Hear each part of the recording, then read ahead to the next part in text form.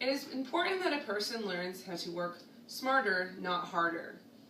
Today's society encourages people to continuously work and work and work without necessarily proving and finding results.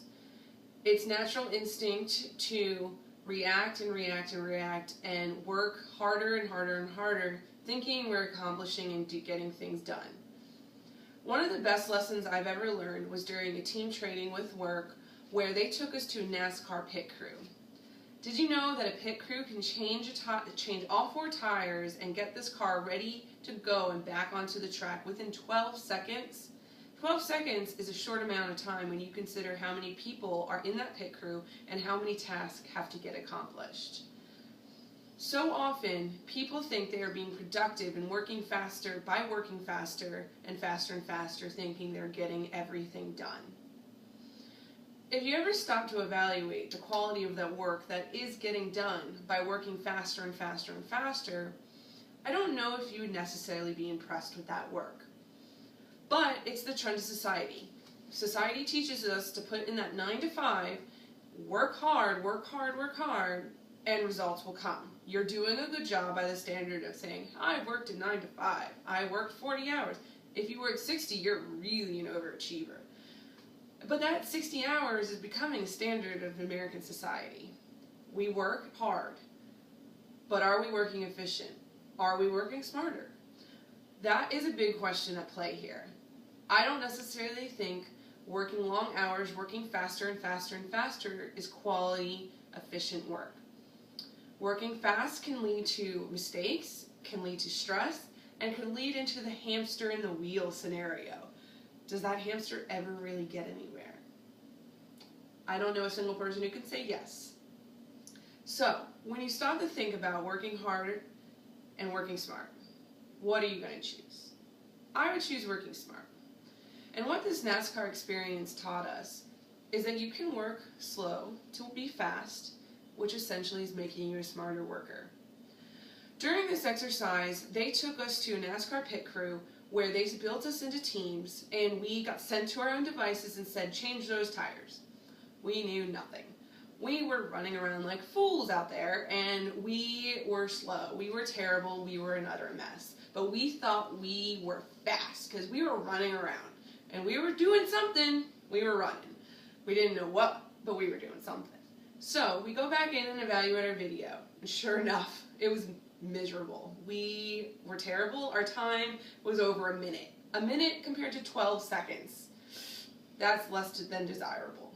So they tell us, okay, this is the new game plan. This is what you're going to do. Go out and fix it. Well, this time, there was things all up in our way. They had lug nuts on the floor. They had tools disconnected. There were tires all over the place. It totally threw us for a loop. We had no idea how to handle ourselves because we just suddenly had this perfect plan. Well, think of that scenario and compare it to a day in the office. What those lug nuts and random tires and disconnected hoses signified were the day of the phone ringing, the emails coming up, the unexpected meetings, or someone stopping by your office to chat. Those are unknown and unpredictable and unforeseen hiccups in your day that can change your productivity.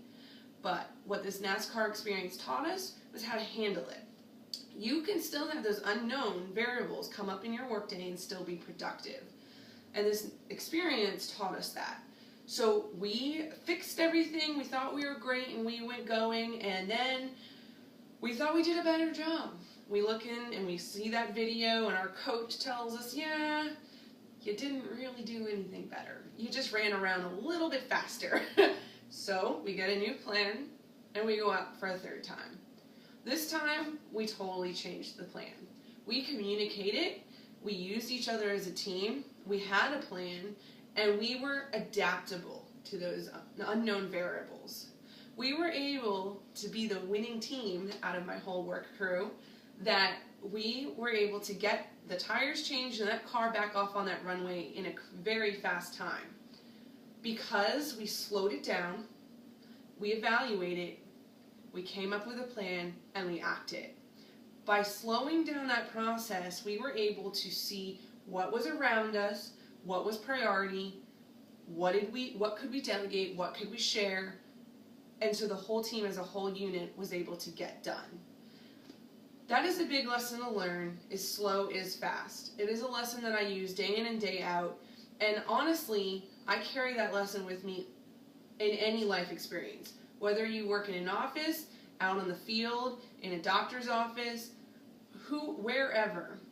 Slow is fast is going to help you become a more productive employee or person accomplishing those goals.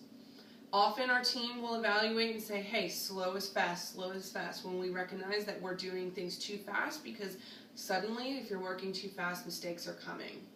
So I challenge you the next time you're working and you're feeling stressed out and you think you're working so hard to stop. Stop reacting. Become an actor by pausing that notion and evaluating, hey, am I reacting to everything that's coming up at my desk?